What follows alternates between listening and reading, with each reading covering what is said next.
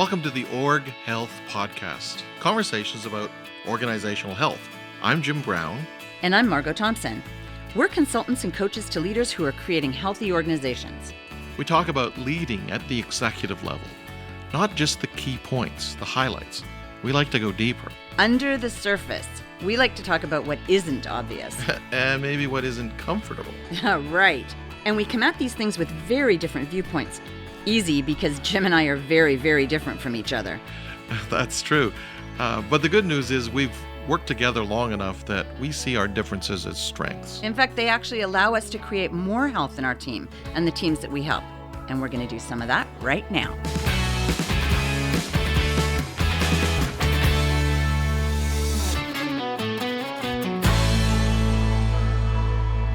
So we've been talking about analysis-focused people and people-focused leaders. Let's talk about the fact that there's a tool that we use to help us figure that out with the teams that we work with, and we would encourage teams to be using that tool. The tool is what? It's the Myers-Briggs Type Indicator. Great. So using the language from Myers-Briggs, what does that system, that tool, called the analysis-focused leaders? Thinking. And we shorten that to the T. Correct. And for the people-focused leaders, they Feeling. are feeling and F. So as we continue in our conversation, we're going to sometimes be interchanging the terminology. We might be talking about analysis-focused leaders. We might say they are the T's, they are the thinkers. It all means the same thing. Right. Let's also just caution that it shouldn't be seen as labels.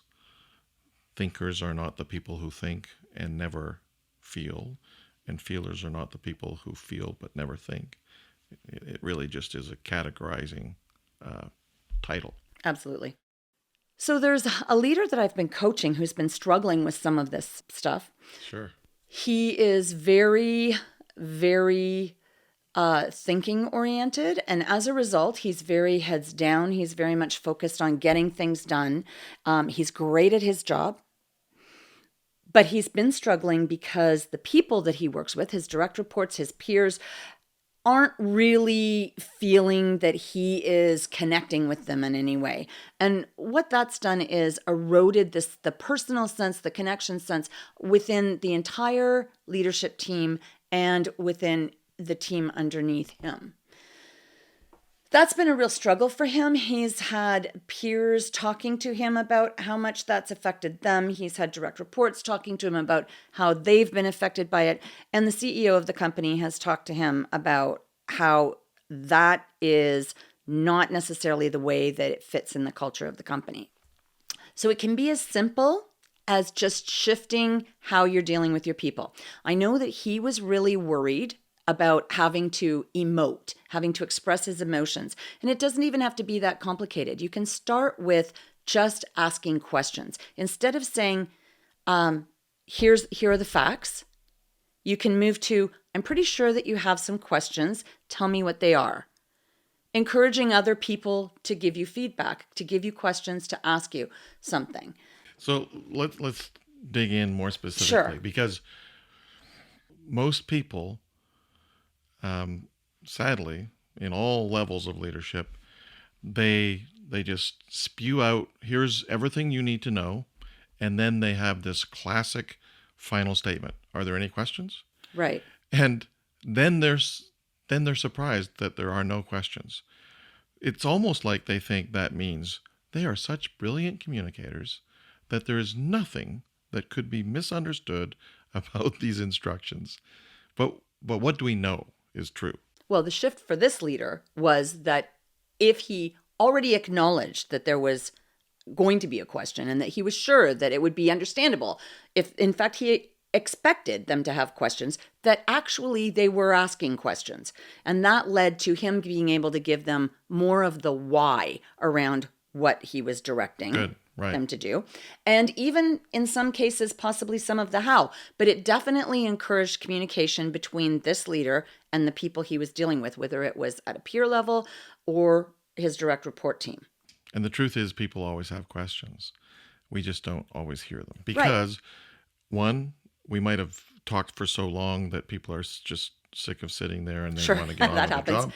job. So let's not drag this out any longer. Two, people often think that if you ask questions, that infers that you didn't get it and you must be thick-headed. So that makes them look bad. Or three, it infers that you were a poor communicator and that makes you look bad, which makes them feel bad. So it is not to be, it's not a win to ask a question when it's queued up that way. Right. Say again how you suggested that this leader posed that question. I'm sure you have questions. What can I tell you? Beautiful. So it makes it totally safe to have questions, and it puts now the onus on them to just, call it Right. out because I want to help you. What can I tell you? And it was pretty painless for the leader. It wasn't the intense emotional piece that he might have been expecting of having to communicate with his people, which was a place of discomfort for him. Great. Not rocket science. Exactly. Yeah, that's great.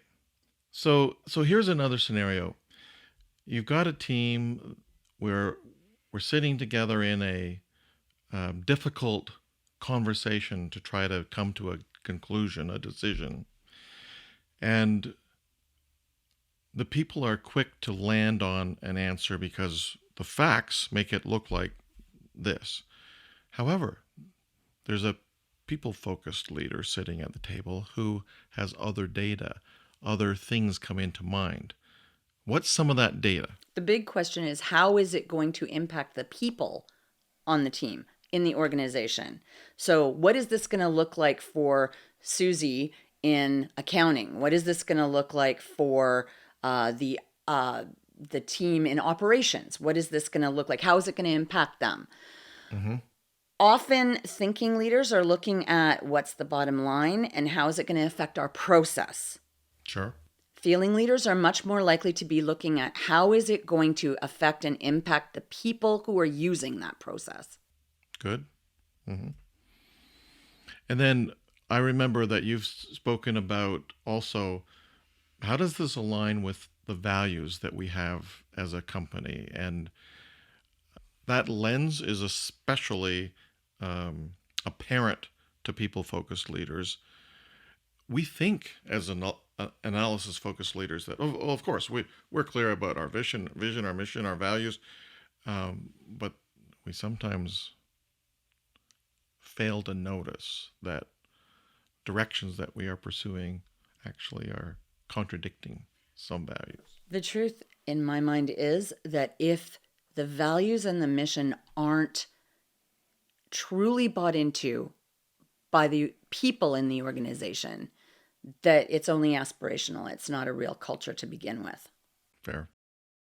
You cannot get buy-in from people within the organization without an atmosphere or without a foundation of trust. That starts at the leadership team level. So the leadership team needs to trust the CEO. The management team needs to trust the leaders. The employees need to trust the management team. And you can't build that trust if people feel that they're not being valued and that they're not being listened to or heard. I hope that none of the people listening doubt that.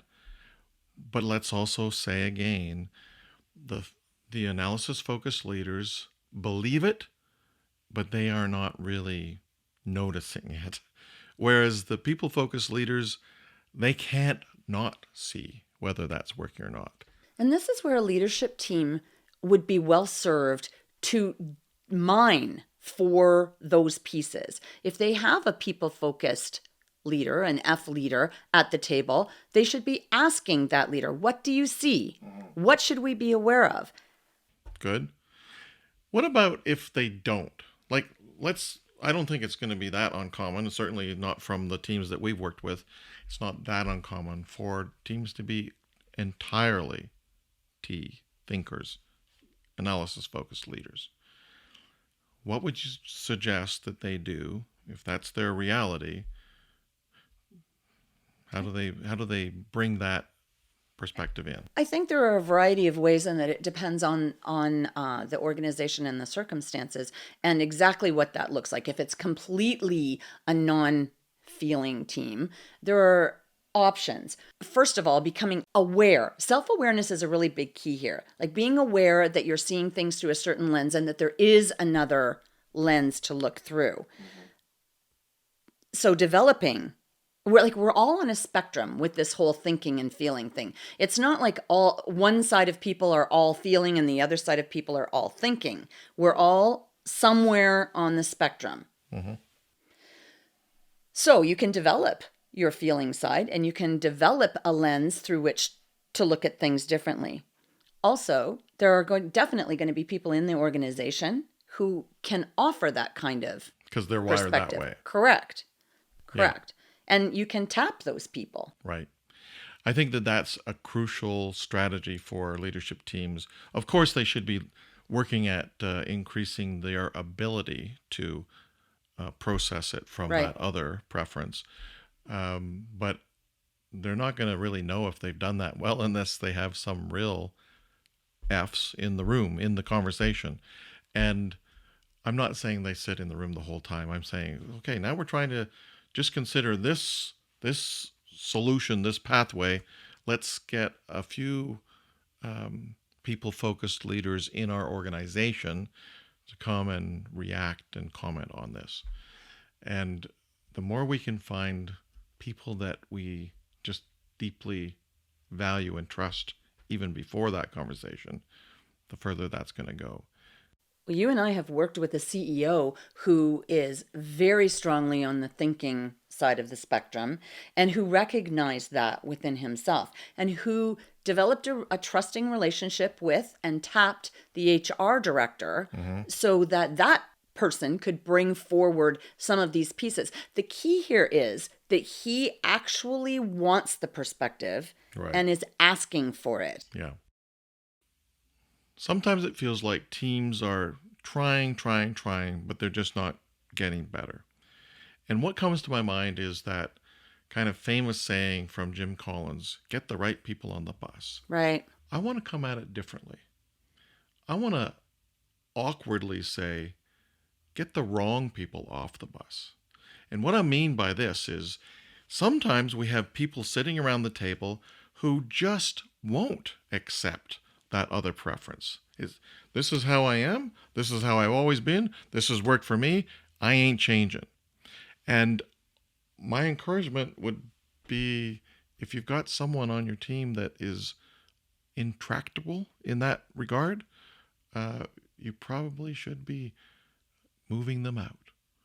And now that you've got an open seat, you probably should be moving someone in that actually brings a natural wiring of strength and experience and confidence, bringing a people-focused perspective to the conversation.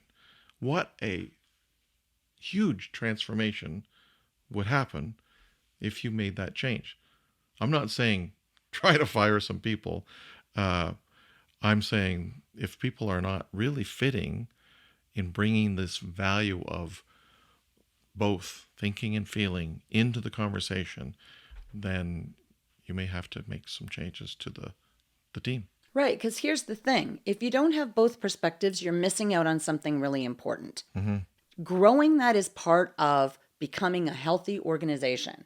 Making sure that you have both perspectives, that you're tapping both perspectives, that you're respecting and valuing what both perspectives have to bring is what makes you a healthy organization.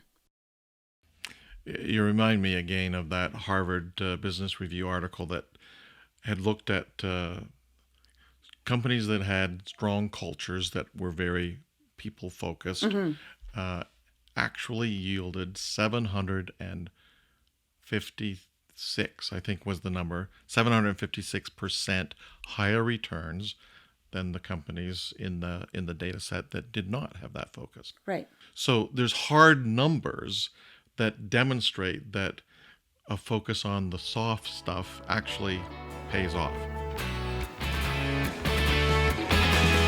Okay, we want you to go out and try what we've talked about today on your own leadership team.